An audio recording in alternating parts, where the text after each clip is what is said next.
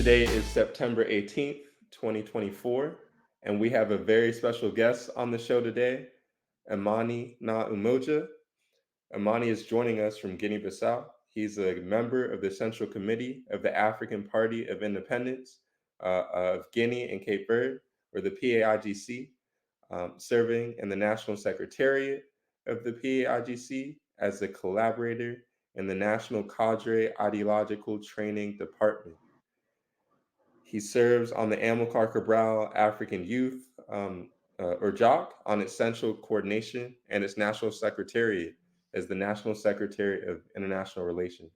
He also serves on the Central Committee of the All African People's Revolutionary Party, or A-APRP, and is political secretary for the Central Program Committee and coordinator of the Brothers and Sisters Organization and Allies Task Force. He's on the steering committee of the Black Alliance for Peace U.S. Out of Africa Network and a member of the Coordination Council of the West African People's Organization. Thank you so much for coming on the show today, and welcome to the show. Okay, thank you, my brother and comrade Tunde. It's our pleasure to be with you and with everybody who's listening and watching. Yeah, the pleasure is all ours. And so yeah, we'll just dive right into the questions. And so, Okay, but let me say something real quick now. I used to be on the mhm. coordinating council of the Amilcar African Youth. Oh, okay, okay. So Okay, that's a past position. we organized a congress and have a younger leadership. I still Okay. consider myself the young, but in terms of the age number that they put there, I'm a little bit older than that age limit. But I still work real closely with them. Very cool. Very cool. Well, no, that's great. That's great that y'all are able to, yeah, transition Reproduce leadership. ourselves. Exactly. Exactly. That's the mark of strong organization. Um, More new red blood cells absolutely. with Absolutely. revolutionary conscience. That's what we need. That's very important to develop. Okay, great. And so we will go right into the interview Okay. questions. And so my first question, right, on December 4th, 2023, the president of Guinea-Bissau, Umaro Sissoko Embalo, dissolved the parliament. Uh, can you please explain the events leading up to the parliament being dissolved in Guinea-Bissau and provide us with a brief overview of the current political situation in the country?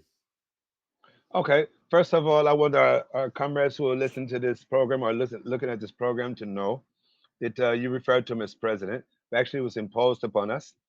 In 2019, we had a presidential election in the runoff. He and the president of the PAIGC, Brother and Comrade Domingos Simões Pereira, were in the runoff. Now, Umaru Sissoko Embalo, we call him Sikoko, he won about 42% of the vote in the first round.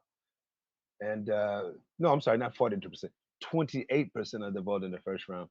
And because of a lot of voter irregularities, they tried to impose him upon us as the president, even though the Supreme Court was dealing with the challenges. Uh, they tried again, and the Supreme Court said no. What we said the first time is what needs to happen. You need to recount the votes all the way from the beginning because of all the irregularities. There were a number of them. But the president of the Supreme Court was pressured, and he left the country for about 7 months or so. And some of the other members of the Supreme Court went to the border between Guinea-Bissau and Senegal. So he was self-imposed upon us on the 27th of February in a hotel, and was so-called inaugurated by, at that time, the vice president of the National People's Assembly, even though the president was here. And according to the Constitution, the National People's Assembly, which was our supreme organ, is the National People's Assembly, the legitimate representatives of the people who created the state in 1973.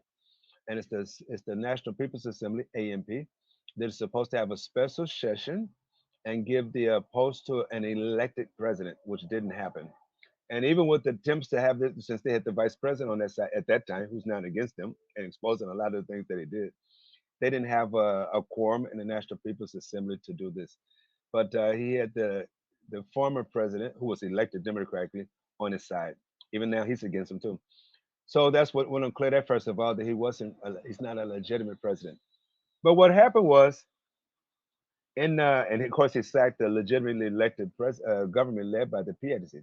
The government that was elected with 57 deputies out of 102, the overwhelming majority. He sacked that government. And so in 2023, the National Electoral Council's term ended, and he dissolved the parliament before they can replace it with a new National Electoral Council. He was confident with all the manipulations he was doing, all the different invasions of the PIDC's national headquarters, stopping the PIDC's Congress by having trumped up cases against us in court, and as I said earlier, invasions. And even when we finally did have our Congress, they invaded us again with armed elements, but our people were courageous. The voter registration process was had a lot of irregularities. A lot of the potential voters were left out of the voter roll, and then on the election day, a lot of those who did have their voting cards, names were not on the list, so they couldn't vote. They deprived us of the little money we have to get some campaign material. They denied us of unloading that on the airplane in Guinea Bissau. So we asked the airplane to go to Gambia to unload there, and he had connections with the neo-colonial president of Gambia. They refused to unload it. And to make a long story short, we had to go to the whole electoral campaign mainly walking on foot. We didn't have money to have campaign cards. We didn't have T-shirts. We didn't have posters, and we even changed the logo because we formed a coalition. Instead of being just the PIGC, we called it the PAI Terrank, which means Terrank is Creole for development. So we had to have a new house. We had to use the logo of a house instead of using the PIGC flag, which everybody was familiar with. So can you imagine changing the logo 30 days before before the elections? How do you get down to the villages, the remote villages, where some people may have eyesight problems or some are still illiterate? How do you explain to them I have this new logo? You don't have the campaign material. You don't have campaign cards. You don't have T-shirts. But with all of that, the people with their consciousness gave the PIDC the overwhelming majority. This was a big shock to them.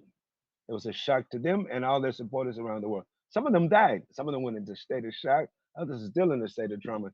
Because even him, Umar Sikoko Embalo, he used to publicly say that, oh, the PIC won't win, probably get about 15 or 19 deputies.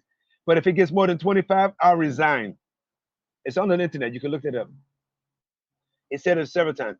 I resign. I'll leave the presidential palace. So they were sure they had everything controlled. It was a big shock to them. So now the next thing was to try to see what they can do. So the next thing they tried to do was to slow up the process. Even though the elections happened in June, the 4th of June, it was only at the end of July that the newly elected deputies took posts. And it was only the 13th of August that newly formed government took posts, was inaugurated. So we begin to hear different rumors that they're going to try to do something to get rid of this government, da da da da da. So they trumped up a so-called attempted coup. Now, how did this one work? The Minister of Finance and Economy and the State Treasury did a normal financial operations, but they accused the financial they accused them of doing an illegal financial operation, even though all the financial minister before this one and the one before that one did similar things, even with more money involved.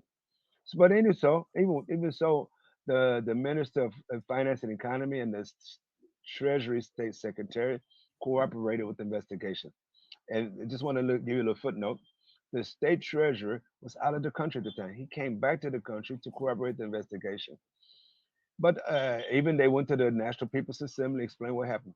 But to our surprise, to our shock, they arrested them on a Friday evening, or was it Thursday evening, and took him to jail, which is against the Constitution. It's against the laws of Guinea-Bissau.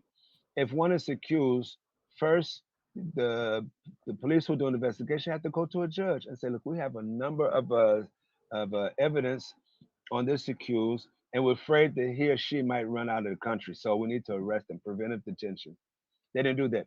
They just arrested him. So in response, the Minister of Interior and the director of the National Guard went to the jail cell, took them out of the jail cell, and took them across town to the headquarters of the National Guard. Now, Sikoko, the president, the imposed president, was out of the country at the time. But he called uh, some of the members of the Presidential Guard to leave the presidential palace, to go across town to the National Guard office, and to shoot. Now, I want you to know that at this time, the president of the National People's Assembly, Domingos Simões Pereira, is the acting president. According to the Constitution, the president of the National People's Assembly is the second figure in the state. So he or she is the one who replaces or substitutes the president when he or she is absent. And so, since the imposed president was out of the country, it's the president of the National People's Assembly who's the acting president. They began to shoot without letting him know. And the place that they shot at was close by his house, so close by his house that most of his bodyguards thought that they were shooting at him. So they asked him to leave the premises to relocate to another place. So finally, at about 6 o'clock in the morning on the 1st of December, the National Guard surrendered and turned over the Minister of Finance and Economy and the Treasury State Secretary to them to go back to the jail cell. So now this is what happened.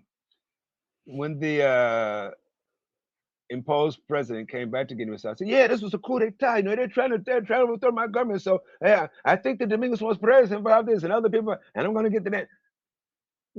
He's out of the country, and he's trying to say that because the Minister of Finance and the Treasury Secretary of State, who were taken from the jail to the National Guard, that was an attempted coup. Anybody who knows anything about attempted coups throughout the world knows that when you do attempted coups, you have a group of soldiers who go to attack a bag, go to attack the presidential palace, take over the radio station, take over the television station, etc. But this was the excuse he used. We don't have an excuse. Anything is an excuse.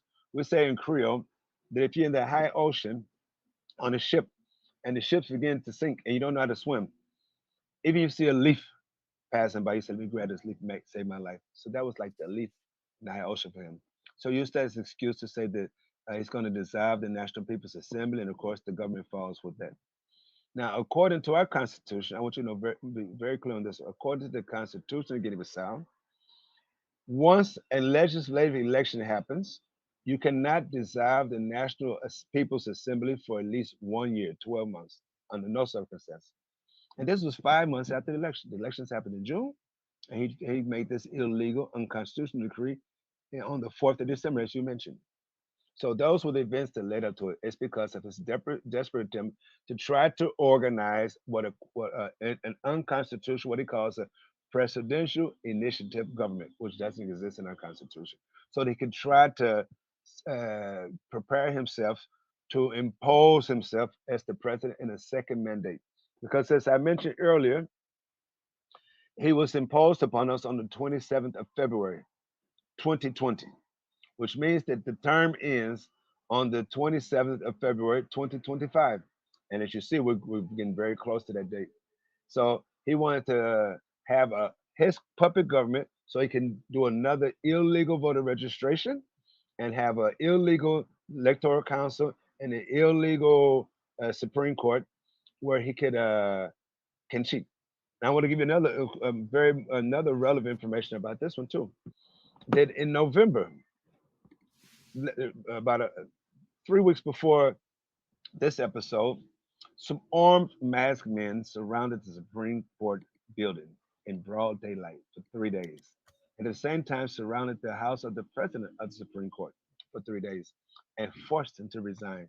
And even when he wrote a letter of resignation, he said, "Well, they got guns in my head, so I can't work, so I had to resign." Anybody in the world knows that any type of resignation under duress is not a resignation. Any contract under duress is not a contract. If Tunde puts a gun to my head and says, "Okay, sell me your house for $1 US," and you give me a piece of paper to say, "I'll sign it because you got the gun to my head." But if you take that to court, it won't stand anywhere in the world. So those are the events that led up to this. It's just another desperate attempt to try to impose the impossible on our people. Yeah, thank you so much for that. Yeah, the explanation of how we got to this situation. My next question is: how have the regional bodies, such as ECOWAS and the African Union, responded to this crisis? Right, and what role do you see for the international community in helping to resolve the current political deadlock? Okay. The first response by ECOWAS through its Security Council for Peace and Security was that they used diplomatic language. They said, we invite the authorities in Guinea-Bissau to open up the doors of the National People's Assembly.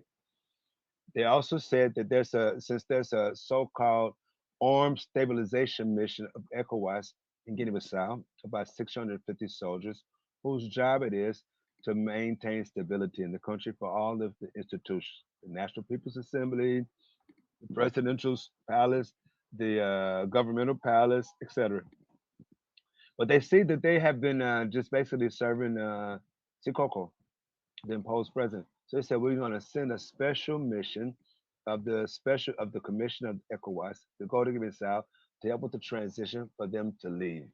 We're also going to have this mission work with the National People's Assembly to organize a new electoral council, as well as provide give support for the election of a new president of the Supreme Court. That's what this security mission said. But by the time it got to the heads of states summit on the 10th of December, they watered it down. Even though even though Sikoko was mad at even the version was watered down, he stormed out of the meeting.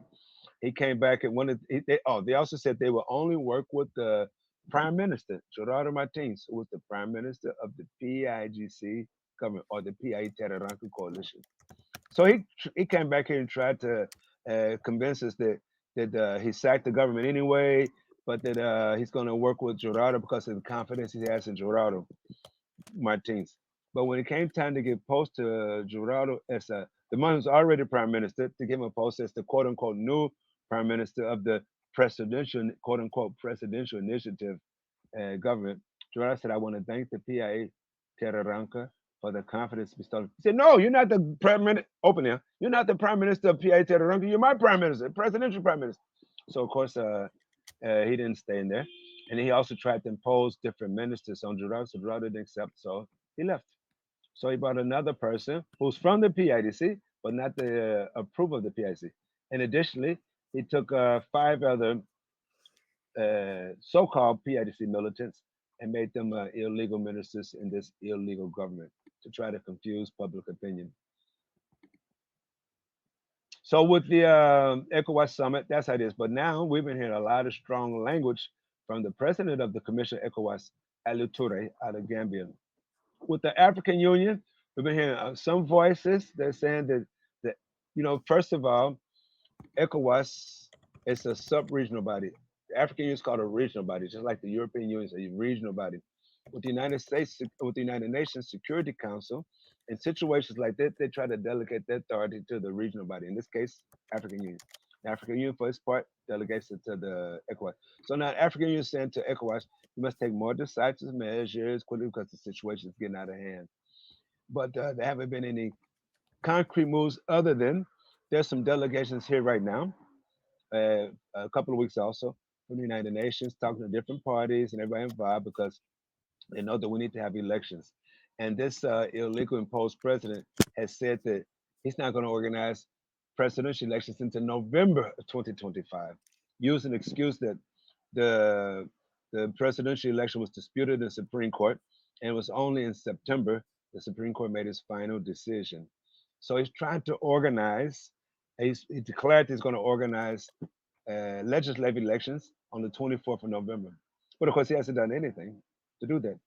If we were going to have, and we're against it anyway, if he was going to have legislative elections on the 24th of November, the Constitution says that at least 2 months before that, you have to have the candidates give their candidacy in the National Electoral Council, and we still have a complete electoral council. There are a number of things that need to take place that haven't taken place. So it's just another delaying tactic. Uh, we don't have total faith in the ECOWAS or the African Union or the United Nations Security Council because they have different factions. It depends on who is in power. For example, with the recent changes in West Africa, the position of Senegal is in favor of justice as relates to Guinea-Bissau. Guinea Conakry, Niger, Burkina Faso, and Mali. They're not involved with the ECOWAS right now. Three of those have left: Niger, Burkina Faso, and Mali. But Guinea Conakry was kicked out because of the coup d'état that happened in 2022. With with Nigeria, they tend to side more along the side of the neo-colonialists. With some of the few other remaining countries, they kind of like on the fence. So the configuration is not really totally against us, but it's not strongly in favor of us. With the African Union, it's a little bit more slanted toward the neo-colonial forces, the majority. But you have some good forces in the United Nations, African Union, like Namibia, Zimbabwe, and other countries. I should name them, Eritrea, etc. But we're sure that we're going to win this one, with or without them. But right now, they are becoming more and more impatient with the ir- with the crazy attitude of this imposed president. Indeed, indeed. And so there are reports of close ties between imposed President Embalo and foreign powers like Senegal and France and others. And so I was wondering, how do you see these relationships impacting Guinea-Bissau's sovereignty and its domestic politics? Well, we want to say that what you're saying is totally true. Months ago, that Senegal, when it was led by Macky Sall, up until April of this year, was the base of instability for Guinea-Bissau. The imposed presence like a puppet of France, a puppet of Senegal. But now with the elections that took place in Senegal and the victory of Jumaye Faye and the Pasta Party, it's no longer a base for instability for against Guinea-Bissau. But France, yeah, we call Sissoko Little Macron after Emmanuel Macron, a small Macron, a petty Macron. It's clear that they're the imperialist, the main imperialist force, not the only, but the main imperialist force behind Sikoko. No question at all.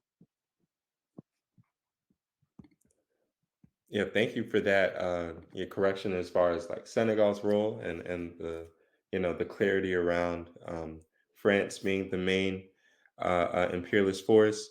I also wanted to ask, how is the broader geopolitical situation impacting Guinea-Bissau, specifically the U.S. NATO proxy war against Russia and Ukraine, U.S. Israeli occupation and genocidal war against Palestine and the axis of resistance, and Cold War II, or as many are already referring to it as World War III, and the fact that the US and its colonial European allies are trying to reverse the rise of China, Russia, and a multipolar world, which we're seeing play out all across the world, and especially on the African continent. Yeah, wondering Yeah, your thoughts on that. uh, all of those factors you just listed have a direct impact on us, and even more that you didn't list. For example, if we go back to France, the recent elections that happened in France a few months ago, that weakened Sikoko because of the challenges to the authorities that are in place, Macron's government. And again, now with the U.S. proxy war, NATO proxy war actually in Ukraine against Russia, also has a big impact on him because, of course, they have so many people in West Africa and in Guinea-Bissau who are on the side against NATO. They're on the side of Russia. And with the occupation of Palestine and the intensification of the war in occupied Palestine against the Zionists, of course, as you know, many millions of people in the world who were not very conscious of what was going on with the Zionists, not only in occupied Palestine, but in Africa as well. For example, Guinea Bissau. Traditionally, the PAIGC has been an ally of the Palestinian resistance forces from the time of the PLO up until now. We even gave them some land to have a fundraiser here where they can have their little agriculture, they can have their agriculture projects to raise money for them. We support them politically, etc. But with him, he supports the other side. Sikoko supports the side of Zionists. In fact, he flew there. You can get an article off the internet where he went there, and the Zionists call him their good friend.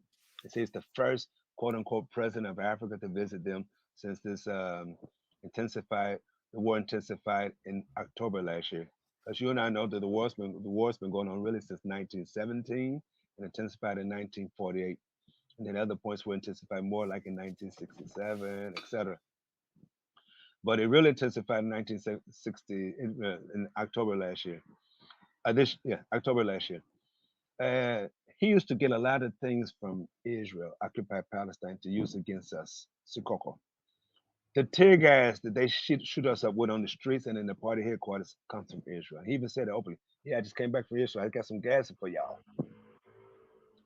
So that's having an impact on him by the fact that the popular force in the world are more conscious and more active in the struggle against Zionism. So that's another weak point for him. So he has the weak point that he lost the base in Senegal. The base of France has become weakened, and as a consequence of that, the other small bases that he has, the supporters he has, like Denis Sassou Nguesso of Congo Brazzaville, and Mamadou Bassang, the former president of Niger, he was overthrown in a coup last year in July. So he's lost those bases as well. So all this having an impact on us, but it's all in the favor of the popular masses, the revolutionary forces. Make a long story short. Excuse me. It's been raining a lot here almost every day. Wow. Hopefully the rain is helpful for the crops and the Of environment. course, Yeah, no, but it that's made me good. cough. We, I we hear just you. came back. We just came back from Bafata, the city where Okay. Amilcar Cabral was born on the 12th of September 1924, Hmm. and we spent some long days and nights, sometimes on the rain. Matter of fact, as soon as we left his house, the rain just bursted down us with strong winds. So Wow. a lot of people have colds as a result of that. Wow. I got a little Yeah. bit of it. Yeah, hopefully you're able to recover fully very soon.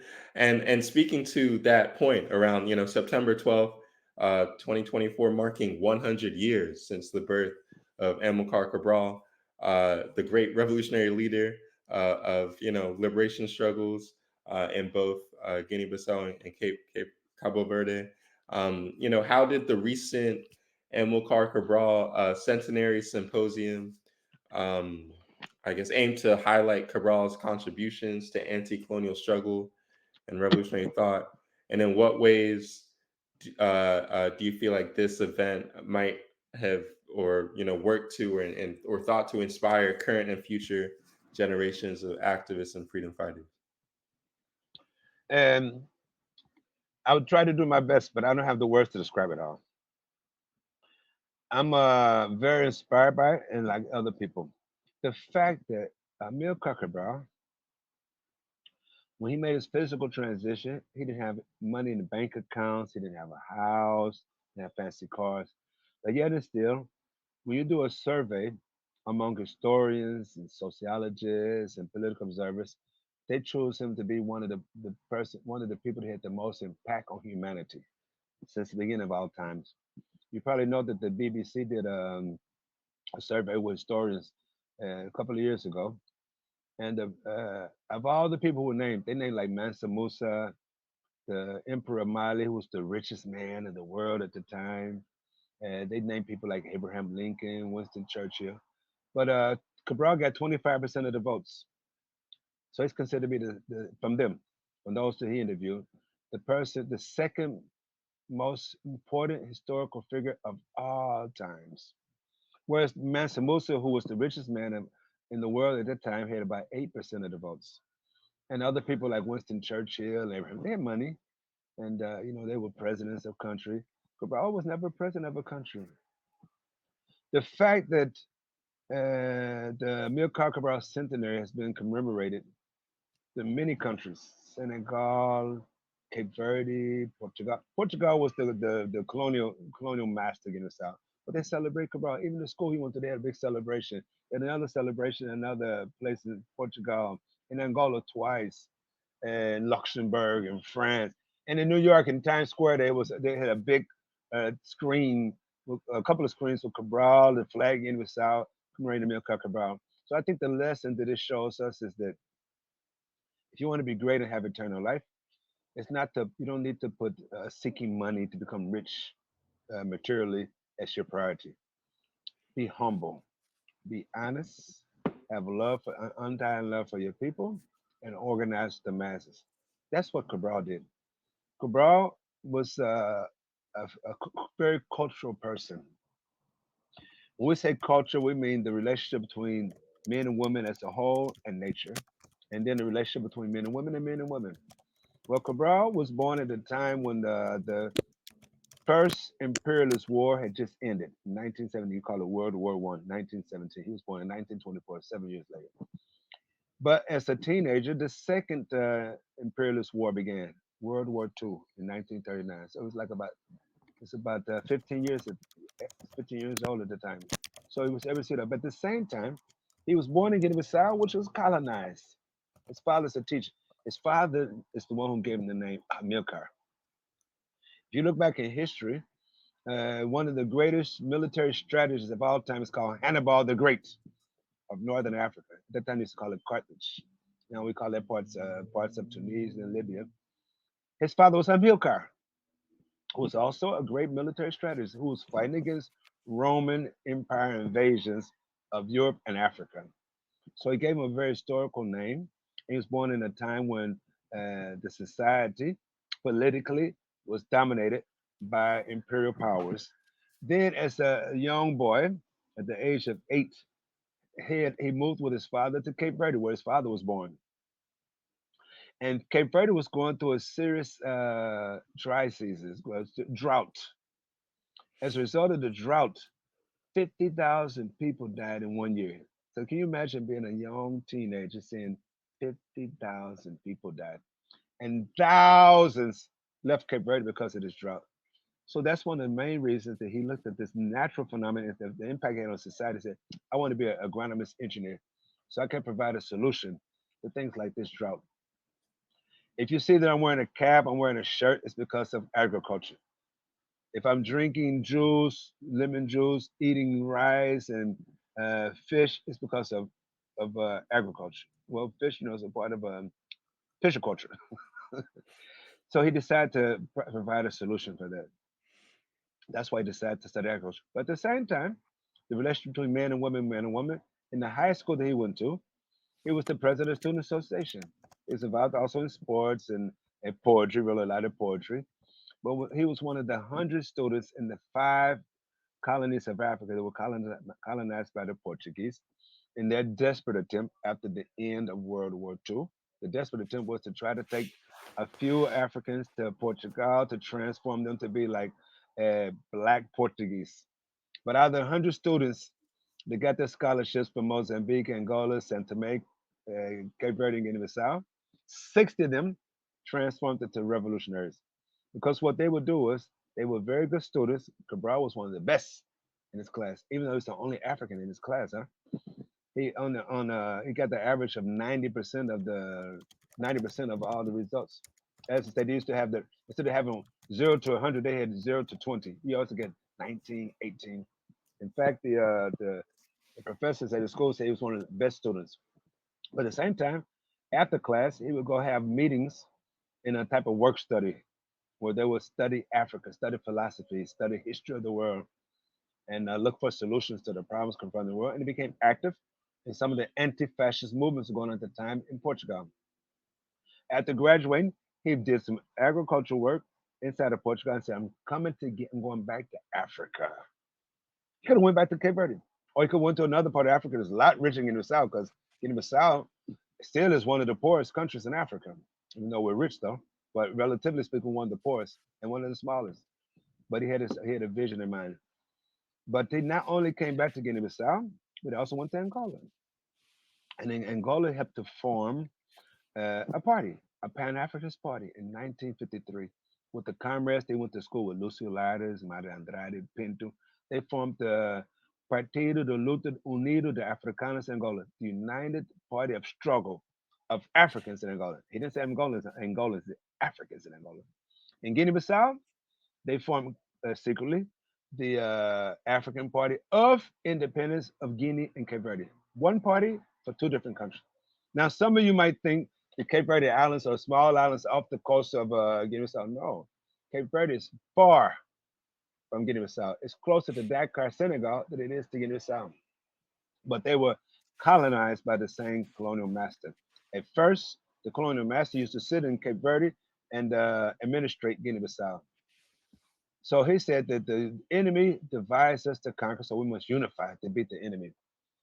In 1953, he also did an agricultural survey in Guinea-Bissau, which allowed him to use the resources of the colonialists to go throughout the country to every village to visit them under the guise that he was surveying the agriculture, what type of crops do they grow, etc. But he used that to get to know the people. What are their uses and customs? How does culture? How do they manifest culture in the areas?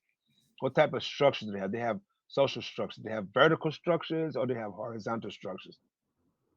As a result of getting to know them very well, when when there was a massacre in Guinea-Bissau, at a port called PAIGC on the 3rd of August 1959, the party met and said, okay, this tactic, this strategy we have been using to say organize the workers, the urban areas will not work for us under our reality.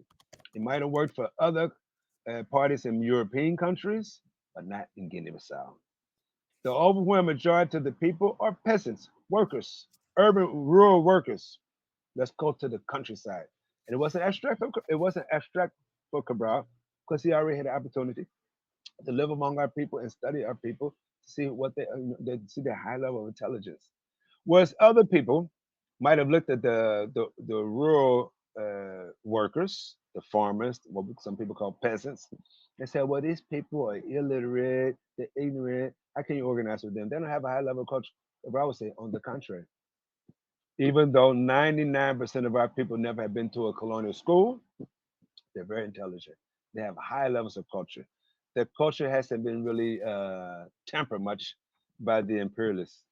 In fact, he says it's inside the forest that our culture has been maintained. And that's one of the main reasons that the PIDC worked miracles. If it was in 1950s or the 1940s and we were talking about the Guinea-Bissau, and you said to me, Tunda, if you said to me, do you know in 1963, the mass of people in Guinea-Bissau will organize themselves and pick up guns and beat not only the Portuguese colonists, but the NATO supporters, the guns and missiles that come from napalm that comes from the United States of America, the machine guns that come from France, the hand grenades and everything that comes from the helicopters that come from Germany, the weapons they get from Italy, the weapons they get from Britain. I said, man, I don't know about this now. How can these people who are overwhelmingly 99% illiterate organize themselves to defeat NATO? But they did it because of our culture, because that was the vision that Amilcar brought and others had to organize our people around our culture. And so some of those who were considered to be quote unquote revolutionary petty bourgeois, who came from the urban centers, when they had to go inside the country to be among the people, they were shocked. The high level of intelligence, the high level of cultural manifestations that our people have, their ability to make logical arguments and to grasp hold to new ideas very quickly, to resolve problems very quickly based upon our culture. Just about every sentence is like a proverb. So for us, we think that Amilcar Cabral helped to give a lesson to the world that you must organize a mass party, not just a popular party where you have the mass of people inside of a party, but they're not making decisions. No, he said, let's organize at the base, where each base. And the other thing was, at that time, there was a lot of strong patriarchy. I'm not saying it's eliminated, but it's been reduced. There's a lot of super strong patriarchy in our villages. We have some ethnic groups that consider women to not be human beings, but to be like property to exchange for cows. So you might have a daughter, exchange your daughter for X amount of cows to a rich man.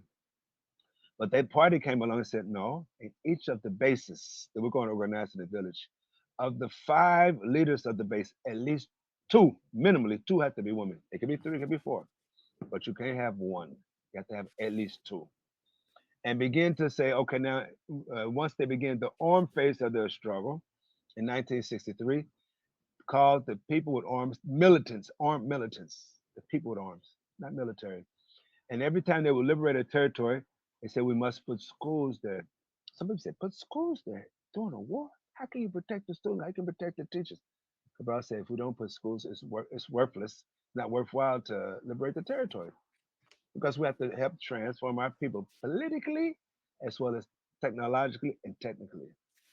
And in the school system, the smartest students in the 5th grade will get a scholarship to go to Conakry, the capital of Guinea. At that time, it was called the People's Revolutionary Republic of Guinea, led by the PDGRDA with Ahmed Secretariat as the president and the secretary general of the party. So in Conakry, that's where the PIGC had its main secretariat. They had a pilot school next to it. But with the girls, you don't wait till the 5th grade. In the 3rd grade, the girls were given a scholarship and they would give a double. They wouldn't have to study the 4th grade. They go straight to study the 5th grade with the boys. And in the school, they would do all the chores together, clean up together, fetch water together, wash dishes together, cook together, sew together, etc. And of course, they were given a very revolutionary curriculum. And sometimes Cabral would go teach some classes.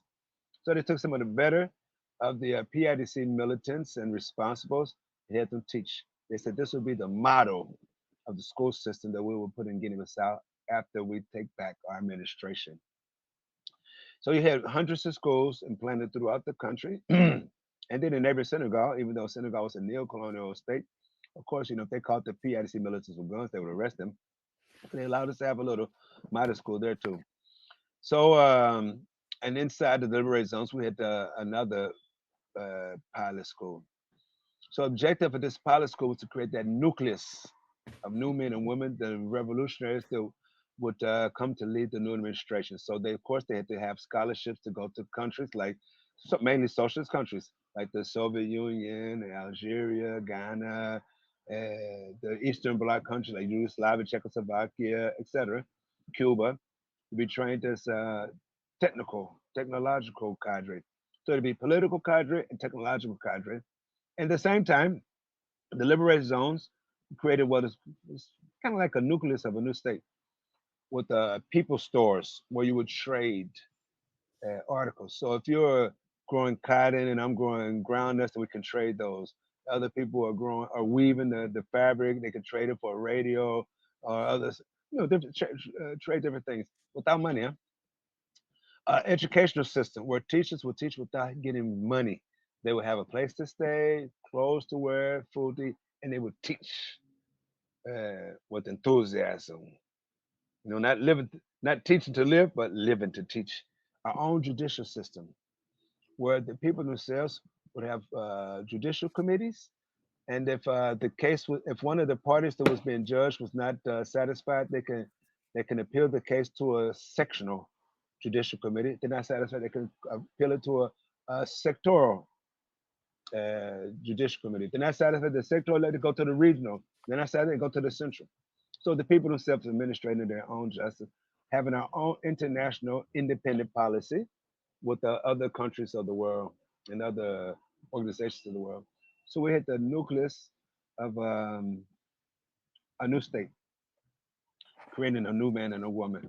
So these things that made Cabral so special to us, and he would always, very often, go to the front lines to encourage those who were fighting, and even held a Congress while the war was going on to resolve some of the contradictions that emerged during the struggle. Just as an example, you had some armed militants that looked themselves as being military. So because they were like the commander of a group, they would try to have them be like their lackeys, try to go to villages and take advantage of women, things like that. I said, this is not what we're fighting for. So it called for Congress to discipline them. And he disciplined them. Of course, some had to lose their lives physically, but to put let the all the activists, especially the responsibles, know that we're in a revolution. We're not fighting for a flag. for identity card to say, now this is a independent. No, we're in a revolution to transform our society. And at the same time, struggling not only for Guinea-Bissau, but had coordination.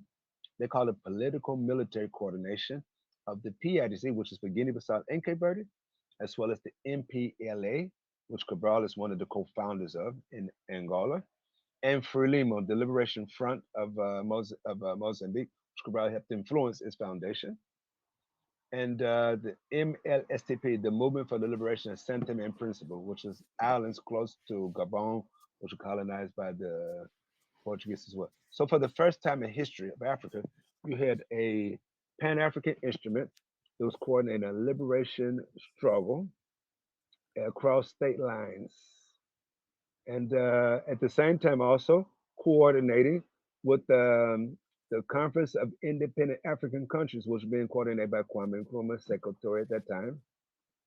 Of course, he attended all the All African People's Conference, the one that happened in Ghana, Tunisia, Egypt, and then went to Cuba in 1966 for the first Tricontinental Conference, where you had some of the best revolutionary organizations of Africa, of Asia, and Latin America meet in Havana, Cuba, in January 1966. And his presentation was considered one of the best presentations. And just about all the delegates went to meet with Cabral, meet with Cabral.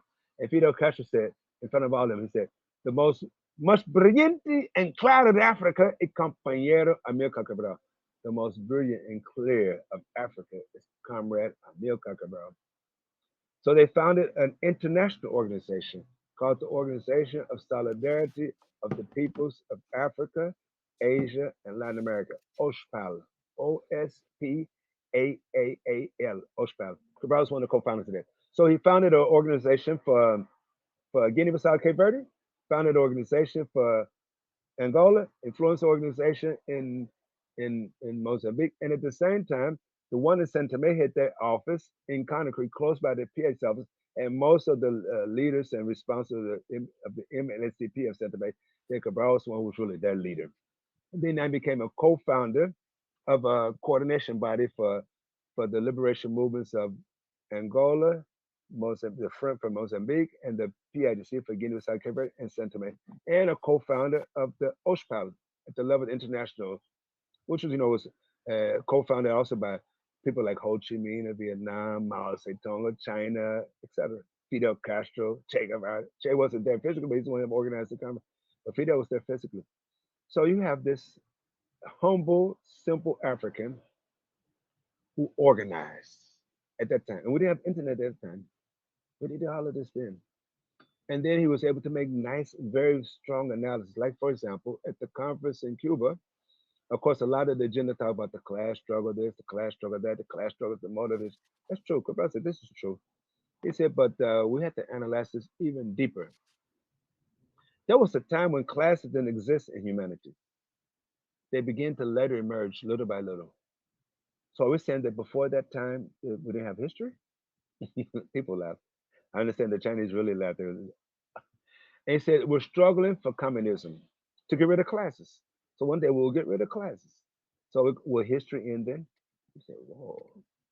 He said, in Guinea-Bissau, where I'm coming from, we have ethnic groups. They have horizontal structures. They don't have classes. Are they outside of history? They also have the same type of ethnic groups in Angola. I know, I've been there. He said, I'm sure you probably have some here in Latin America. You all could tell us about that. Are these people outside of history? So, man, some of the greatest organized, the greatest revolution in the world had to think. What is he talking about? He said, we must admit that when there are classes, it's the class struggle that moves us forward, moves history forward. Like right now, we have classes in most parts of the world, but not everywhere in the world. It must be the modes of production that makes it's the motive force of history. What is the mode of production?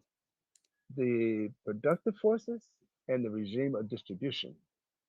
And of course, if you look at those two, it's the productive forces is the main element that moves history forward. Because if you don't have any productive force at all, then when you come to distribute, you don't have anything to distribute. So people are like, wow, this is a serious revision he made to history. But if you look at also his works around national liberation and culture, just to give an example, where he would like to really strongly encourage you to read this online, to read it. It's online. It's online in English, Portuguese at least, probably in French too, but for sure in English and in Portuguese. And National Liberation and Culture, which was a presentation, I consider it to be a thesis, that Cabral presented in 1970 at Syracuse College in New York, in the US. The professor in Syracuse used the fact that Eduardo Mondlane, who was the founder of Frelimo, used to teach at Syracuse, and they also have an Eastern African Studies course. So now Cabral is from West Africa, right? But they used to excuse the fact that Cabral had a relationship with Eduardo Mondlane to bring him to speech. But his speech was not really directed at the students or Professor Syracuse. It's directed to the liberation movements. The main point that he wanted to bring out is it's the fact that liberation movements are really, in fact, culture. They're the politically organized manifestation of the people's culture. Because culture, as he said, it's an agronomist, right? He said it's like the flower of a plant, or if you want, like the fruit of a tree. If you have a mango tree, the tree is like our history. The mango fruit is like our culture. The seed of the mango is like our ideology. Our ideology comes from our culture, and our culture comes from our history. But at the same time, this culture moves history forward. It's because of culture that we struggle. If they wouldn't have a high level culture, we wouldn't struggle. We just accept all the domination. And he pointed out that the enemies can never control a society unless they wipe out the culture. But how can you wipe out the culture? Unless you kill all the people. If you kill all the people, who you colonize? So they say, okay, we'll try assimilation. But after 500 years presence of Portuguese colonialists in Guinea-Bissau, not even 1% of the population were considered to be assimilated. That's to say, to think that they're black Portuguese. Not even 1%. So he also pointed out that we don't have a one culture. We have different levels of culture, and our objective now is to bring these different levels together to create what we consider to be a Guinea-Bissau culture and an African culture. We have this flag that we call African culture, but in all honesty, that's not one African culture. They're different levels. And how do you do that? The people have to know each other. They have to control their history. When we control, how do you control your history? You have to liberate the productive force, the mode of production. We still haven't done that yet, huh? We have independence, but we don't have the mode of productions under our control. Cabral said we must control the modes of production without any type of foreign or domestic dominion. But we still have that foreign dominion and even some national domination.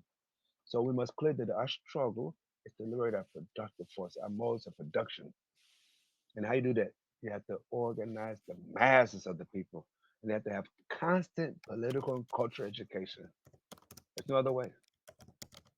So this is I think one of the reasons why the world is not only celebrating Cabral the 100th anniversary of his birth, but have given a lot of respect to him. There are a number of schools that have been formed in Ghana. The West Africa People's Organization, which was founded 2 years ago, has a school there. They call it the Amilcar Cabral School. In Cuba, you have Amilcar Cabral School. You have Amilcar Cabral study circles. Many places. In Nigeria, I've had the opportunity to visit one in Ghana. I had the opportunity to visit one in Nigeria twice. They call it the Amilcar Cabral Ideological School Movement. They said they're Africans in Nigeria. They're not Nigerians. They're African in Nigeria. Many countries in the world have tributes to Cabral. With this centenary, the University of Havana had a nice symposium on the 12th. We had a very nice symposium here also in Bafata. We had a number of comrades come from various parts of the world, from Asia, different parts of Africa, to give their presentation. And as I mentioned earlier, they had centenary symposiums in Europe, in Latin America, Venezuela, for example. I know for sure. I told you about Cuba as well, and the U.S. So it will continue. We're going to have tomorrow is the 19th of September, which is the 68th anniversary of the foundation of the PAI, African Party of Independence, which later put GC. Let people know, no, it's for Guinea Bissau and Cape Verde, but it's the African Party of Independence, a Pan-African party, whose program since the 1960s has 9 points. The first point says the total liberation of Guinea Bissau, the total liberation of Cape Verde, the unification of the people of Guinea Bissau, Unification of the people of Cape Verde. Unification of the people of Guinea-Bissau and Cape Verde is a nucleus for African Union. The unification and with socialism. Unification of Africa. Socialism for Africa. Liberation of Africa.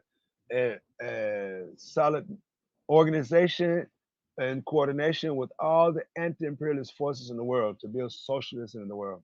It's Pan-Africanism. When Cabral was assassinated in 1973 on the 20th of January, the enemy thought that he was dead.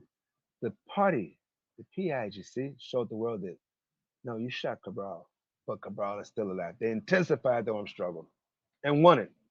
And as a result of winning that, brought helped to bring about a revolution in Portugal itself. Do you know of any other liberation movement in the world that not only did they liberate themselves unilaterally, but held voter registration, had a census, and then had elections while the war was still going on? Where the people themselves elected their legitimate representative, and it was the people's representative said, "This is our constitution. This is the structure of our national history," and we unilaterally proclaimed the independence, the existence of the Republic of the South. And then the same liberation movement, controlled by a party, brought about a revolution inside of the metropole. I don't know of any. It might exist, but I looked through all the countries that were colonized by the British, those who got independence, but I don't know any that brought about a revolution in Britain because the same capitalist regime, semi-monarchical regime still exists in Britain. I don't know any former colony of France that did it. I know, like for example, Guinea Conakry, they got independence totally, but they didn't bring about a revolution inside of France, unfortunately, because we still got that same riding capitalist imperialist regime in France. It still has colonies. I don't know about that wants to did it in Spain because you still got a monarchy in Spain. I don't know any other country, but Guinea Bissau. Don't believe me. Check on the internet for those who used to be Portuguese soldiers or those who used to be authorities in the new state of Portugal that resulted from the what they call the Coronation Revolution of the 25th of April 1974. They said, "Thank you, Cabral." And when the revolution took place in Portugal, they overturned their fascist state. The new regime, which was not a socialist regime, wasn't a party, it was a mixture. But the people were demanding, our fathers, our brothers are being killed in wars in Africa. And we don't have money. You're spending all this money over there because of NATO. We want to stop the war. So the reason that we got to stop the war. How can we stop the war? Let's talk to the PIGC because they've already unilaterally proclaimed independence, even though it wasn't really the PIGC. The PIGC organized the census, the elections, the voter registration, and the elections. And in the of the 120 deputies who elected, the representatives of the people, 40 were proposals from the PAIGC. The other 80 were proposals just from the general population. So you go to a village, okay, I want to nominate my uncle. I want to nominate this brother over here. Oh, this is a good. So the population nominated 80 of them. The PIC nominated 40, but it was the people voted for 120. And it was the 120 that went to the eastern part of the country while the war was still going on. They actually were supposed to go to the south, but the Portuguese heard about it, so they started intensifying their bombings. So they went to the east and they met on the 23rd of September, and they said, "This is the Constitution that we proposed and we agreed upon. Tomorrow, come back and let's do our first historical act. Vote on the independence of Guinea-Bissau." So the next day, on the 24th of September, 1973, the person was the president of the table, the head table of the National People's Assembly said, "Well, we have a proposal here for the independence of the independence of this country and call it the Republic of Guinea-Bissau. Who's in favor?" All hands went up. Who's against? Nobody. Who abstains? Nobody. Okay, so we announced to the world that there's a new state called the Republic of Guinea-Bissau. Less than 1 minute later, Guinea Congress said, "We agree with this. We're going to accept your independence. We recognize your independence." Within 24 hours, 79 countries recognized the independence, the existence of Guinea-Bissau. So the United Nations had no choice but to admit Guinea-Bissau as a member with full rights in the United Nations while the war was still going on. So Guinea-Bissau then was considered to be an independent country with foreign occupation. Just like you have foreign occupation in countries like Libya, for example, and you have foreign occupation here. So when the new regime came into place after the 25th of April 1974, that's when they called for the PIC to meet with them. They met secretly in Senegal, then they met in London, and they met again in Algeria. The first two meetings, they didn't come to a conclusion because The new regime was kind of split. Some of them said, well, Guinea Bissau is independent. We don't have anything to say about that. We recognize that. The representatives of the party when they said, we don't just want you to recognize the independence of Guinea Bissau. It exists. More than 80 countries have recognized independence. You'll be with the 80 something. But we want you to make a text saying that you're to blame. It's because your racism, your fascism, your in colonialism that you brought back, you brought suffering to the people of Guinea-Bissau, and the people of Guinea-Bissau were correct, were legitimate for resisting against it. We also want you to recognize the independence of Cape Verde, the independence of Angola, the independence of Mozambique, the independence of Saint Tome and Principe. So somebody said, well, I don't think that Cape Verde is ready for independence. They should probably just have some autonomy. Angola is really rich and it's very big, and how can we survive? Then let's have some type of cooperation. The PIDC delegates say, if you don't recognize the independence, we're going to start shooting again. He said, oh, and we got some Portuguese still in our prisons.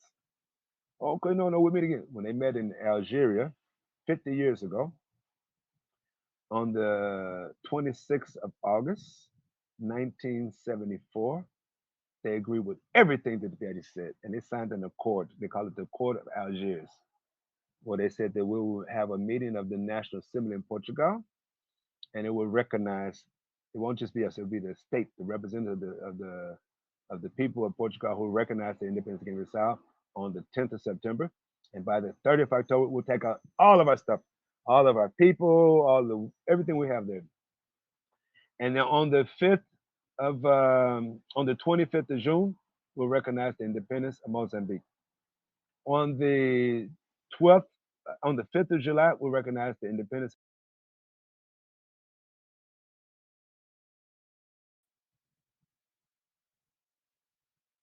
And on the 11th of November, we'll recognize the independence of Angola.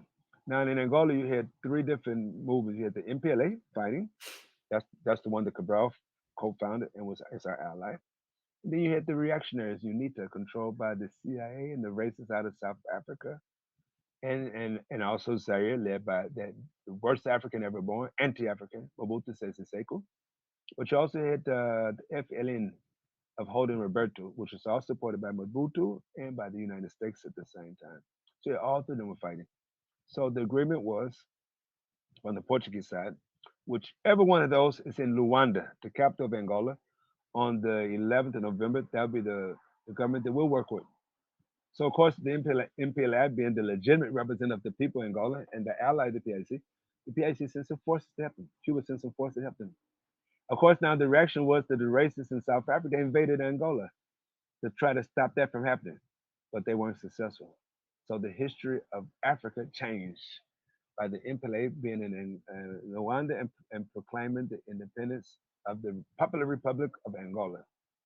Now, there's some other stories about Angola, but that's not directly relevant to what we're talking about today. But I just want to say this is all a result of Amilcar Cabral, of course, other people. We don't believe you have one great man without the people. No, we're historical materialists. But we want to emphasize the role of individuals. Like our elders say, the best of our culture at any point in time can go forward by all the people, some of the people, or even one of the people. That's not to say one person can move the culture forward all the time, no, but in any microsecond, which is why every individual should always be faithful to our culture and move it forward. Cabral was one of those, the true representative of our culture. He didn't invent things. He observed our reality and he stayed faithful to our culture, faithful to our people. And of course, he was intelligent and tireless and a very humble person. He knew all of those students by their names. So, Comrade Kuba, how you feeling now? I heard you had a little fever the other day. Comrade Yama, how you feeling now? I heard that you fell down. And how are the teachers teaching? Are they teaching you all well? All the teachers by name. And when he goes to the village, he remembers everybody's name. So he gave everybody special attention. Uh, he never talked. You never hear about Cabral speaking down on anybody. There's a story about one time he got on an airplane. He met one of the traitors, one who was supposed to be with him at the beginning of the struggle, but he changed to the other side. He got on airplane. So he came back. He said, "Yeah, I saw such and such on the airplane. That traitor." I cursed him out. They said, "What? Cabral cursed out? What'd you say?" I said, "You ain't no shame." So for him, the biggest word, the baddest curse word he could say is, "You don't have no shame." He never used curse words, and he's always smiling with people. And most people remember him always working.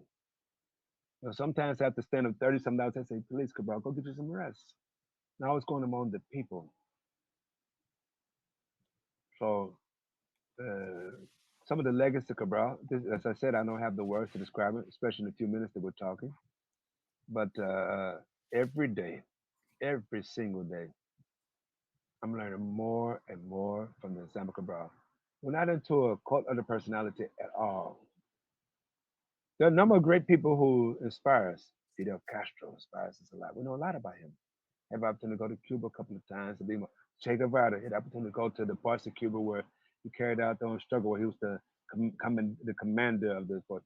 Secretary, been to Guinea several times. I'm a member of the PDG. Been to the PDG conference.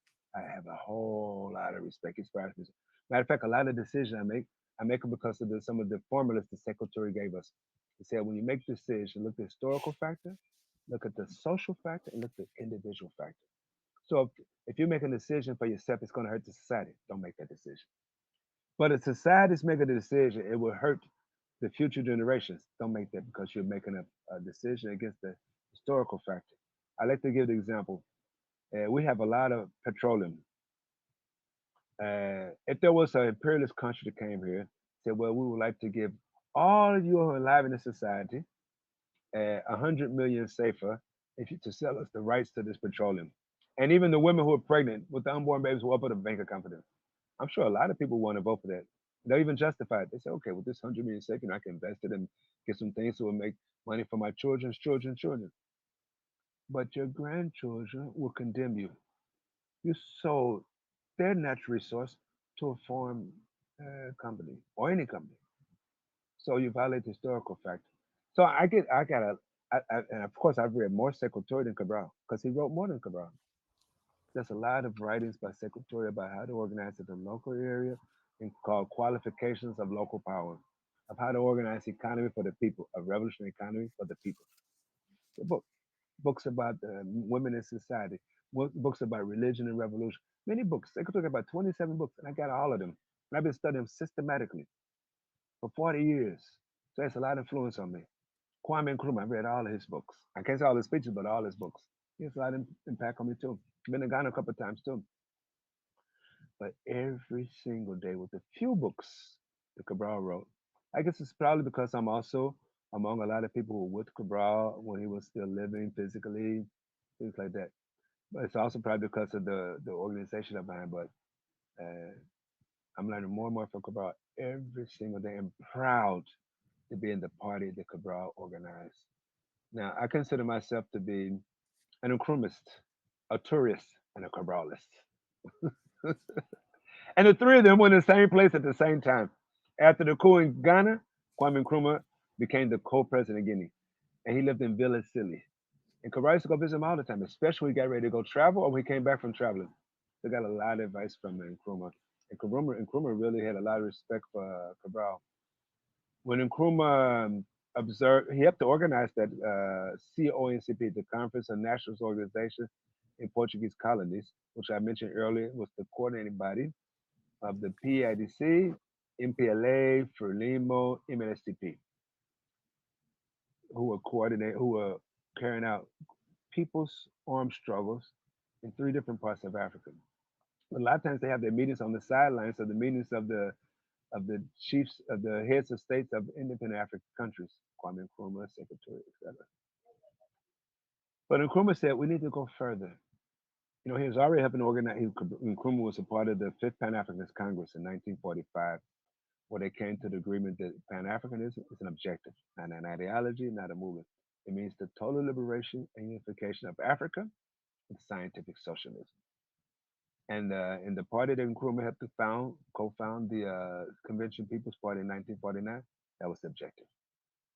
In the PDG, the Democratic Party of Guinea was founded 2 years earlier, 1947, on the 14th of May.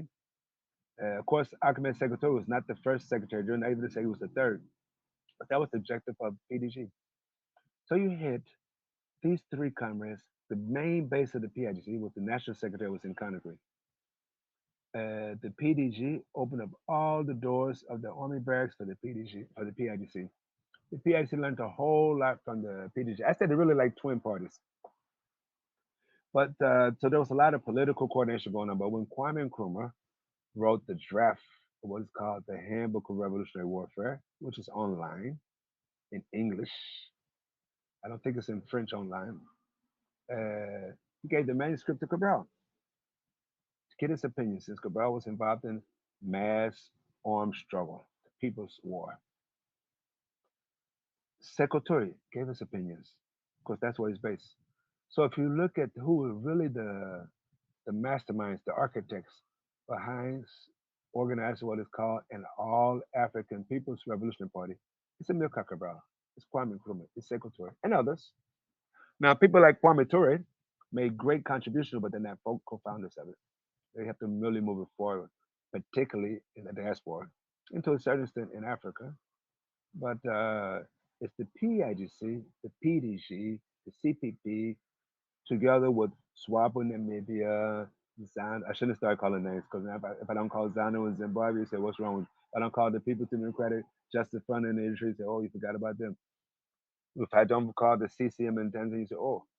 But I want to mention that we're really proud that on the 12th, the day before yesterday, no, 3 days ago now, when we met in Bafata, a delegation of the PDG, the Democratic Party of Guinea, of the Democratic African Revolution, part of Ahmed Secretary, was represented by the interim Secretary General, A-APRP, who came with the coordinator of the Revolutionary Youth of the Democratic African Revolution, CRDA.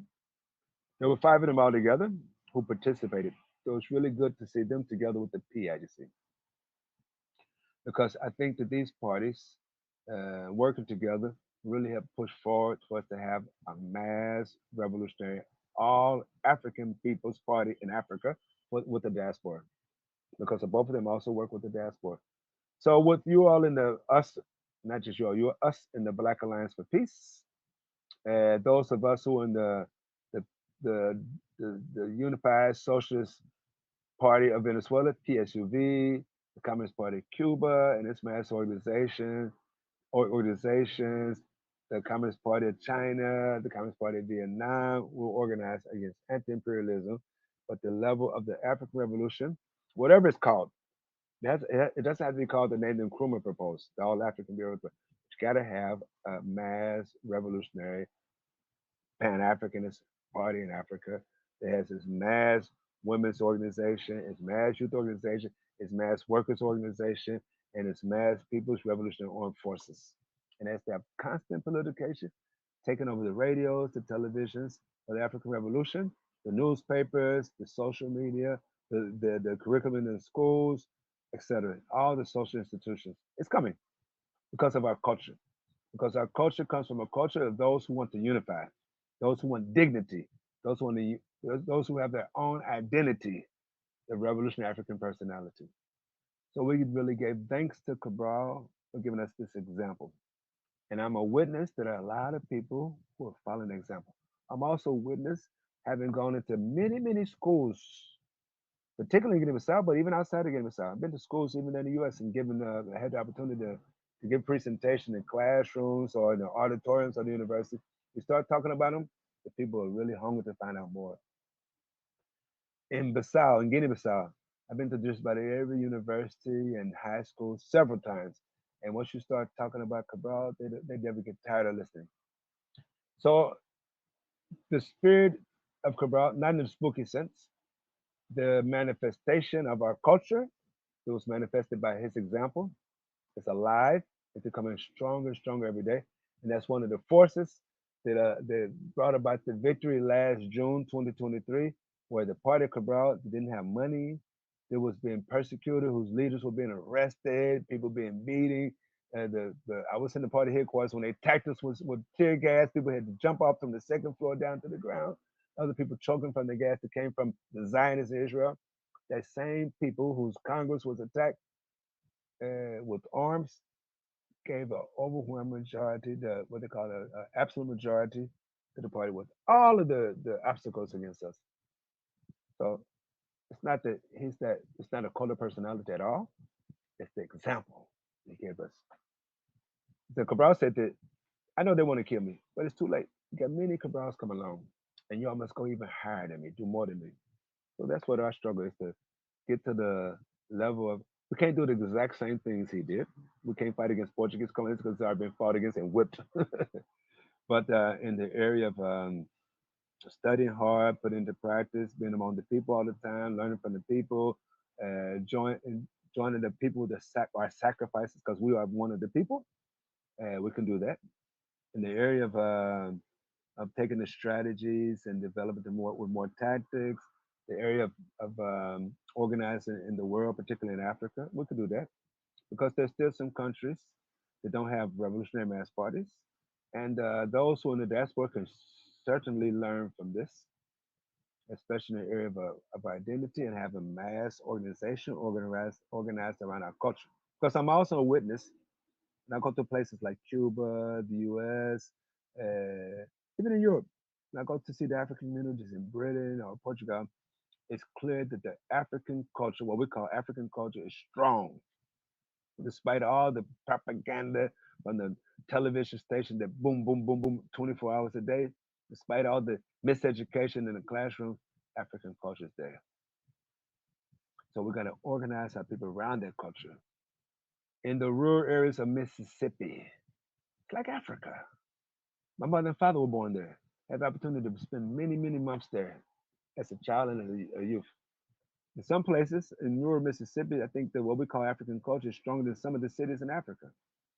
But we have to build upon that organization. I think that some of us miss that.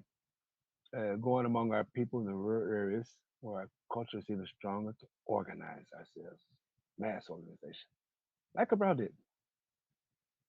And maybe I'm rambling a little bit too much, but my brother and Cadre, I just want to let you know that I don't have enough words to describe the greatness of Cabral. Of course, now there were some mistakes he made. We learned from those too. That's what he wanted us to do. He always told us criticism, self criticism is a principle. Collective leadership is a principle. We must all feel like that we're all one body. The party is one body, and we're part. Whatever anybody does to hurt us, it hurts us all. Absolutely. No, thank you for that. I think, you said you don't have enough words, but yeah, that was very rich. A lot of, helpful analysis and information that you just shared. And we probably need to invite you back so you can expand upon some of those, some of the things you shared, all of the great organizing that Cabral did. And then, you mentioned some of the mistakes. Maybe we could get into those in a future or in the next interview. And you mentioned Sekou Touré, Ahmed Sekou Touré, and Nkrumah. Maybe we could have interviews about them as well. Yeah, it obviously have a wealth of knowledge and information and analysis to share, a lot of wisdom. But yeah, I wanted to move to the next question. You Okay. spoke a lot about the African Party of Independence of Guinea and Cape Verde, right? The PAIGC, right? You mentioned it's the party that Amilcar Cabral co-founded in 1956. And I mentioned or it's in your bio that you serve on the central committee of that party, and they've been a significant, a vital force in Guinea-Bissau's history. Um, as you have helped, as you explained. But yeah, I was curious. We spoke earlier about the current political crisis, and so I was wondering if you could speak a little bit more. I know you mentioned this already, but how has the party responded to the recent developments, right? And what are the main concerns of the party, of the mass party, about the imposed President Embalo's actions? Okay, but just want to give a little update. At the last Congress that was held by the PIDC, our people, the delegates of the Congress, gave confidence in us to elect us to the political bureau of the Central Committee of the party and also to the National Secretariat of the party, where we have the honor of serving as the director of the Amilcar Cabral Political Ideological Training School of the PIDC. In terms of responding to your question, We just had a meeting of the political bureau on Monday, followed by a meeting of the Central Committee, and we outlined some of our revised tactics to our strategy. But of course, one of the things we did was give our confidence to the permanent commission, since it's permanent and it's a little small. It's about 20 something. I think it's 26 comrades to deal with the day-to-day affairs of having meetings with some of the other political forces. As a result of the four political formations that have seats in the National People's Assembly, three of them have decided to, two of them decided, three of them decided to form a forum to restore, to save democracy. And of those three, most of them had been supporters of Sikoko before, including the person who was the who was the prime minister from 2020 up until 2023. I mentioned earlier that the one who was the vice president of the National People's Assembly, who gave the illegal oath to Sikoko on the 27th of February 2020, became the prime minister of the illegal government. And now he's they're fighting each other and exposed a lot of the illegalities. And even the Ostash, which is like an imam, the Muslim religion, for Sikoko, uh, exposed him. Said that the so-called staged attempted coup d'etat of the 1st of February 2022 was just that, it was fake, and gave a lot of details about it. He also, the former prime minister, who was the prime minister, illegal prime minister Sikoko, also exposed his role in drug trafficking. And just last week, another airplane came in here and got caught with. At first they said 5 tons of cocaine, but now they said 2.6 tons of cocaine. Maybe they took some of it away. I don't know, but they still have that there, and he's implicated in that. He's been doing it for a long time, and everybody knows it. And it was really like a narco trafficking palace and quote unquote government. So he's become isolated as a result of these political formations that supported him in 2019 and 20, all of them against him now. The only so-called political formation that supports him has 6 seats in the National Assembly. And I can give you a prediction here. Many of them are going to turn against him also. Because the leader of that political formation is opportunist, even though he's involved in drug trafficking also. And the masses of our people are totally against him. I mean, they're mad with him now too because of all the arrogance and the lies he keeps telling again and again. It's like his head is not here at all. Doesn't have any head. So the results are that our people are going through a lot of unnecessary suffering. Just to give you an example, they removed some of the, after you have your children go through medical school, you're proud they become a doctor. They took some of those medical doctors, they go back to your house. We don't need you anymore. We don't have no money to pay you.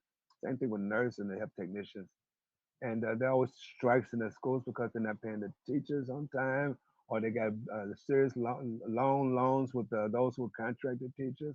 In every field, he's divided everything. He divided the National Trade Workers Union so to prop up an illegal leadership of it, and had his armed thugs going to the trade union office and install this illegal regime. Same thing with just about every institution you can imagine.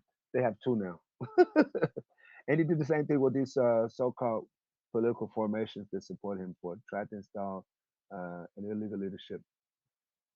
So what the party's been doing is bringing together those forces to demand that the National People's Assembly opens up in its full powers so it can re-elect a new, no, not re-elect, to elect a new National Electoral Council.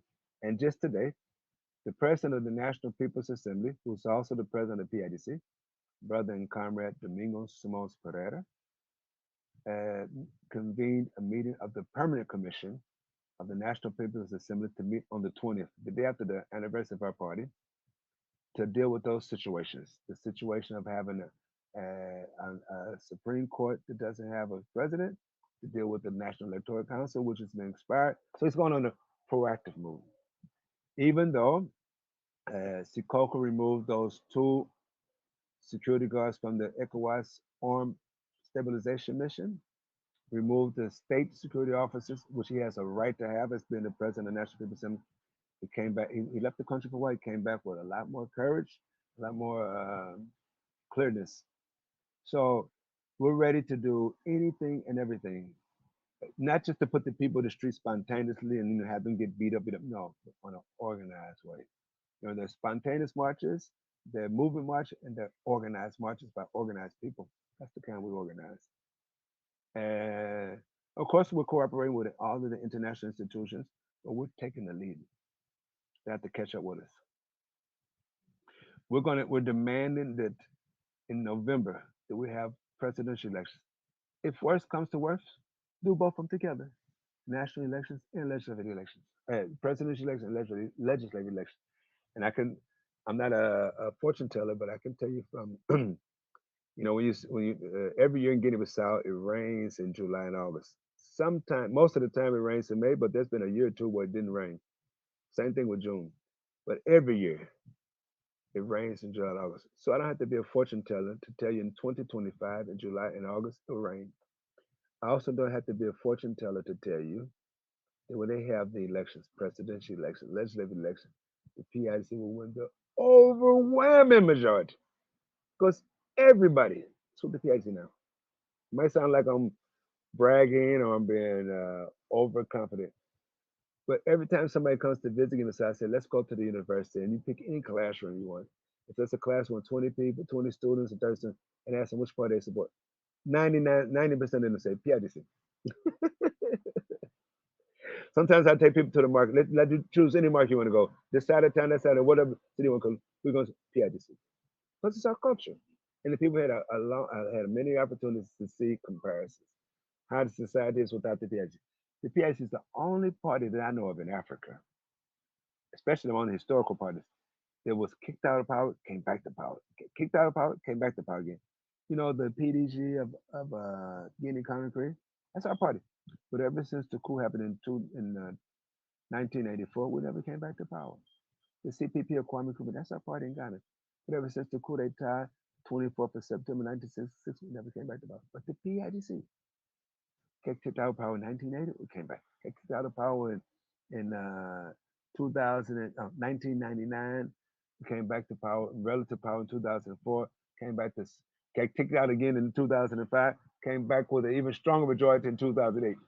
We went from 57 to 69 members, 67 members of the National People's Assembly. Then we suffered the coup d'etat on the 12th of April 2012, came back to power in 2014.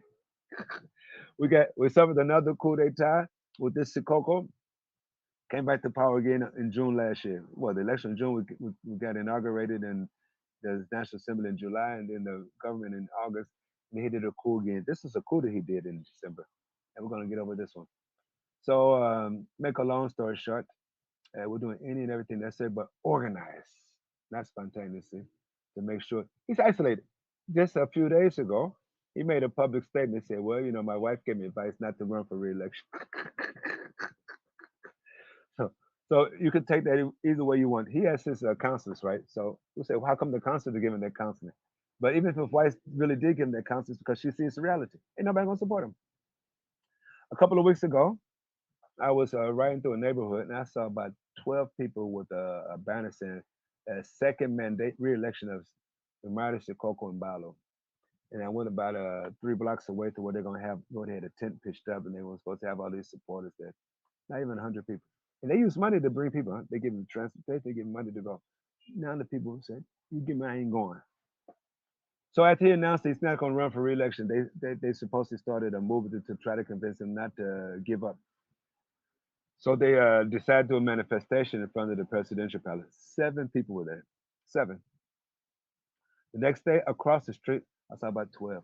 These are people paid to do this, huh? They, it's over for them. But you have to be careful. I know a lot of you are vegetarians, but I'm using this example anyway. At some of the traditional ceremonies, they kill an animal. But when you cut the throat of the animal starts kicking, and blood can spill on you. So you have to be careful. You know he's going to die, but be careful. This last minutes. And even after the heart stop, you still got those nerves that are moving like this. That's kind of like he is right now. You can give me all the money in the world to be in his place right now. So we got to go with we're doing the strategy of organizing our party even better. The mass organization, the Middle Caucasus African Youth, the Democratic Union of Guinea Women, the organized workers, our alliances with the workers' unions, with the other political formations.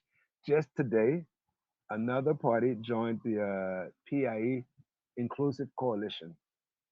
We started off with five, those who had seats in those who joined us initially, and but then another 18 joined us, and then we won the elections. Inside the parliament, we signed an agreement for we call it the parliamentary initiative, where we would decide we would all vote together. But of course, he put these armed people around, armed masked thugs around the National People's Assembly. But we're moving proactively with the political organization here to make sure everybody is against him, nobody's for him, and demand that we get this Supreme Court, the Supreme Court operating, the National Electoral Council operating, and demand that we have elections by any means necessary. When I say pick up a gun and fight, when I say organize elections, isn't that what you say in democratic systems? Elections? Yeah, put the voting book there. Even with the voting roll that they organize, with the one they organize or disorganize to their favor, put it there. We'll still win.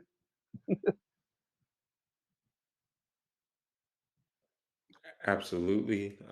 Yeah, I appreciate that, the party has put out that timeline, November for the elections. Um, yeah, and so I'm curious, in light of the socioeconomic challenges faced by Guinea-Bissau, what is the PAIGC's vision for the country's future, right?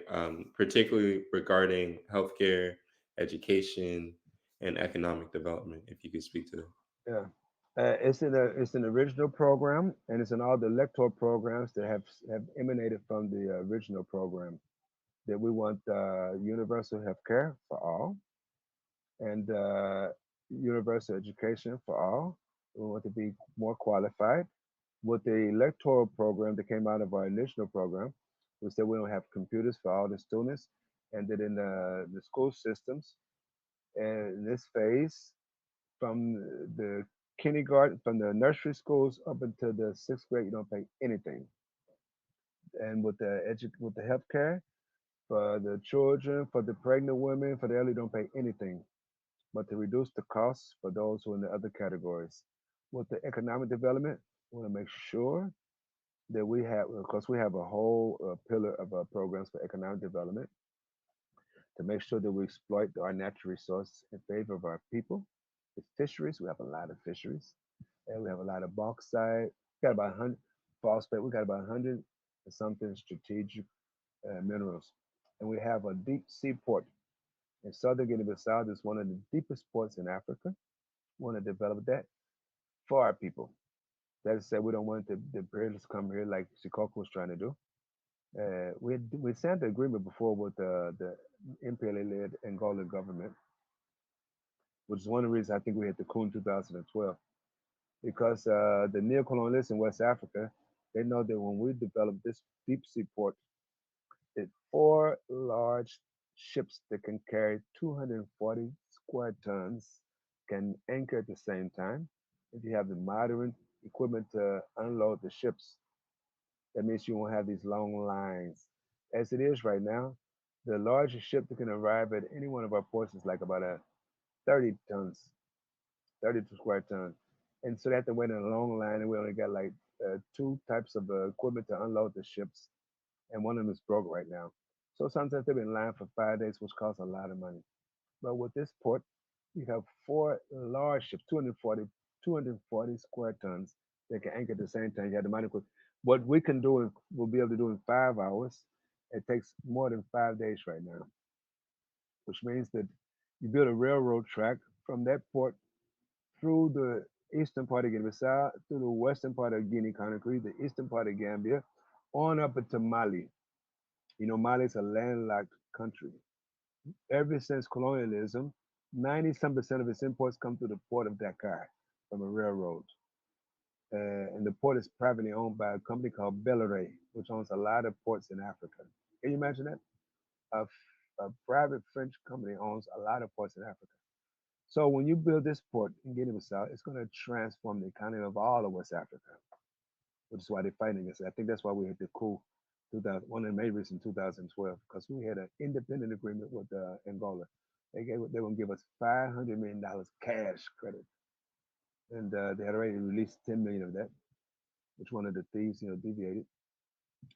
So the economic development is based upon the socialist principles of uh, of collective ownership, not private ownership. But of course, we can have some private-public relations, but it has to be based upon public ownership. If you look at the PIC program, it's there. You look at the PIC statutes, the ones that just revised the last Congress of last year in October, and the ones that were revised at the Congress in 2018, you see it's clear there for socialism. So healthcare, education, all that be follow the socialist principles. Even in the 3 short months that we had to be the government after the elections of June, I told you the government was finally inaugurated on the 13th of August, which was a Sunday. So Monday they begin to go into their office to go through the transition. A week later, they had the first meeting of the council ministers. The first thing they did was decrease the price of rice. They said, okay, now the government uses subsidy to decrease the price of rice to make it more affordable for the average person in the South. The second decision, they increased the price of bread, decreased the price of petroleum, so now transportation be cheaper, so the price of transportation started going down. They were going to do other things, but then they sacked the government. So, make a long story short, it's the PIC is a party of the people, by the people, for the people, and used administration to in favor of the people in the areas of healthcare, education, economic development. Yeah, that's powerful. Yeah, I appreciate that explanation of the program. And you've mentioned the importance of organizing and organization to the party. Obviously, it's very highly or well organized. And you mentioned also a lot of the relationships that the PAIGC has developed with other formations, throughout the region, throughout the sub-region, and beyond.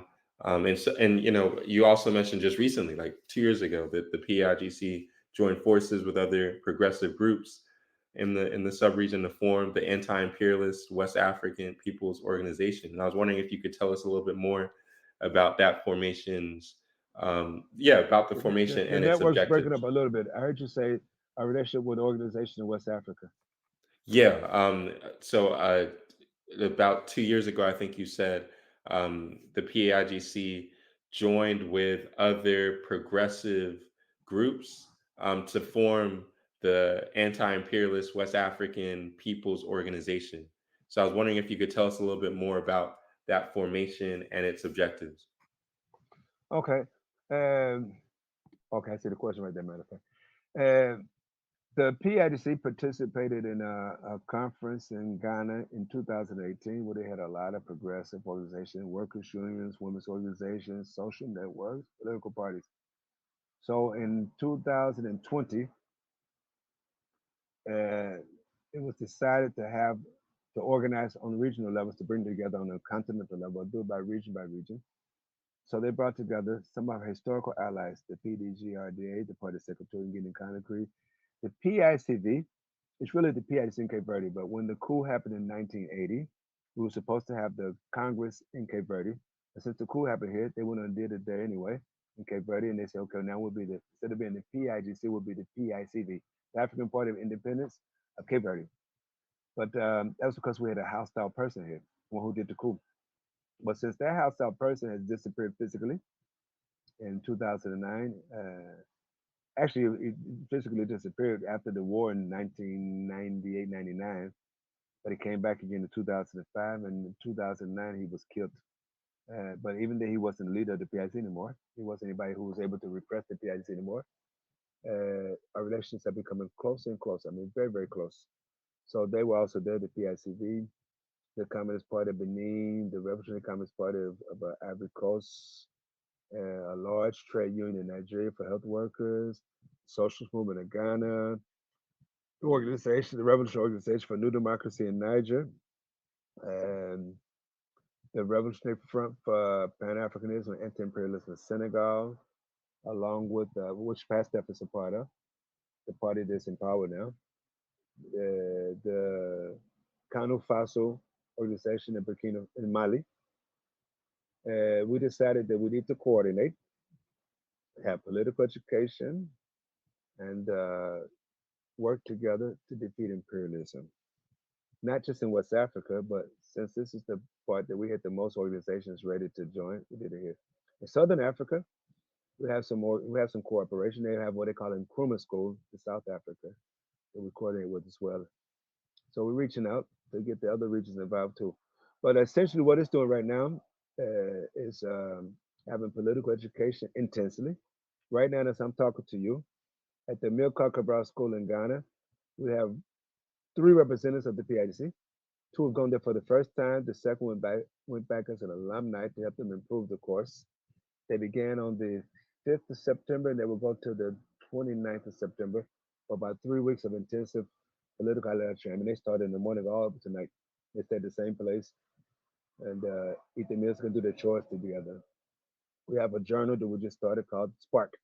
Same name as the journal that existed in Ghana during the time of Kwame Nkrumah, which comes out on a monthly basis. I can give you some copies where we try to make analysis of what's going on in West Africa and coordinate and give our solidarity with each other with the hopes that we become closer and closer together, get to know each other better and expand ourselves and work with other revolutionary forces throughout Africa and the world.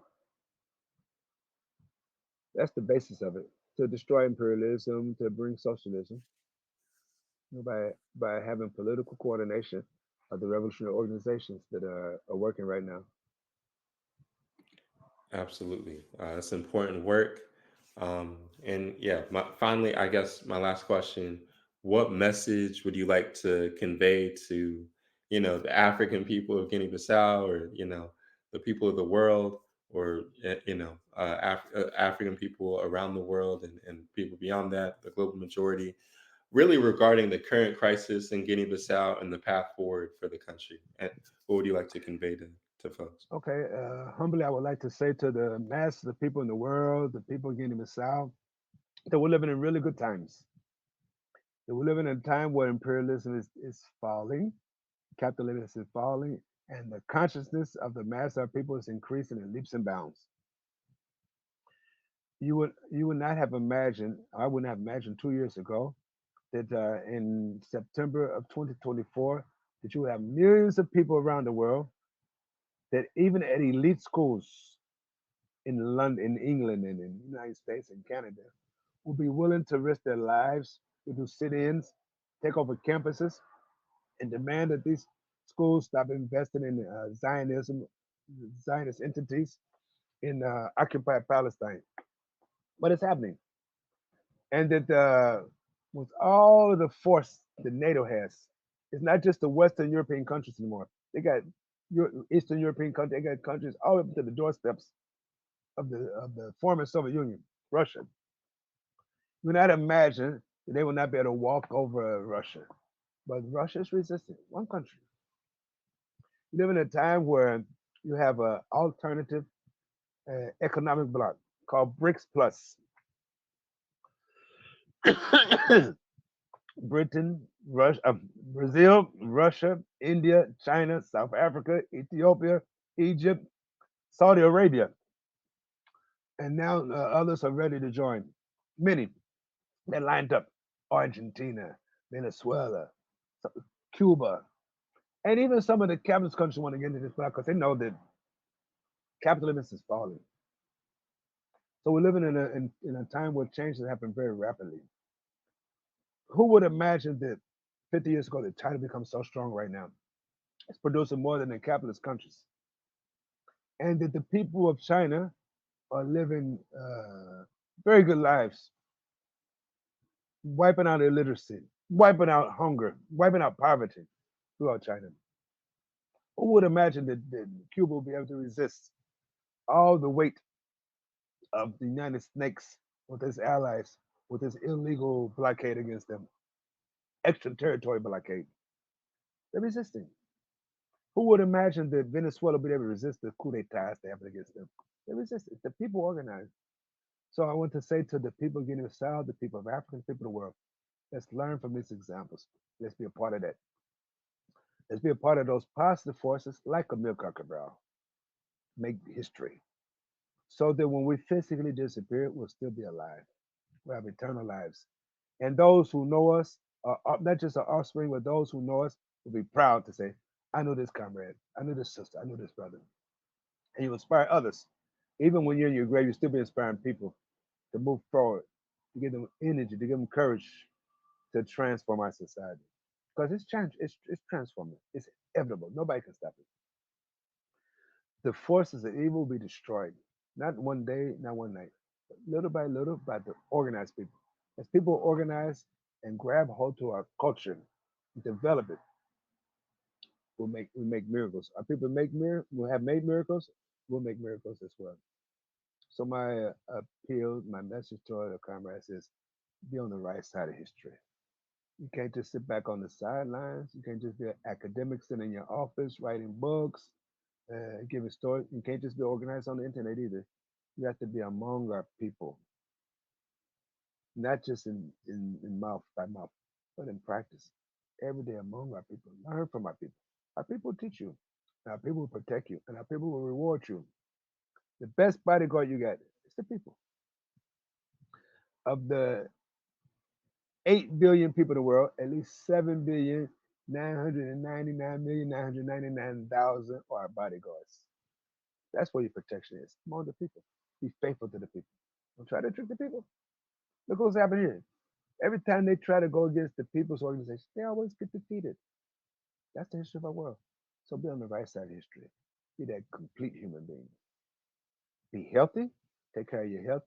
Eat natural foods. Learn the sciences of nutrition.